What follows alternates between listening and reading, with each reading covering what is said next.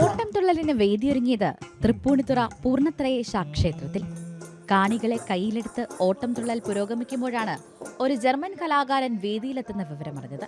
പച്ചക്കദളി കുലകൾക്കിടയ്ക്കിടെ മെച്ചത്തിൽ നന്നായി പഴുത്ത പഴങ്ങളും നാക്കുപിഴ വേദമുണ്ടായില്ല ഹാരിക്ക്.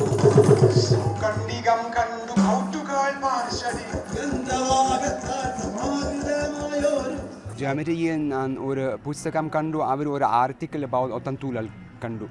പിന്നെ ഒരു ആഗ്രഹം വന്നു, ഇതൊരു നല്ല combination, theatre play, dance, reciting story.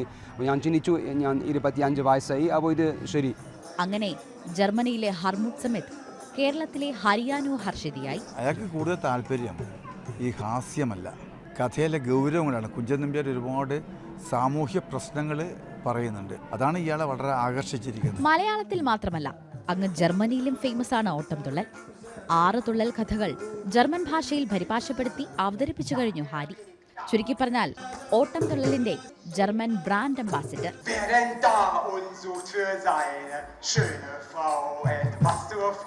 Harry അറിഞ്ഞവർ പറയുന്നു, ഇത് തന്നെ ദ റിയൽ കലാകാരൻ.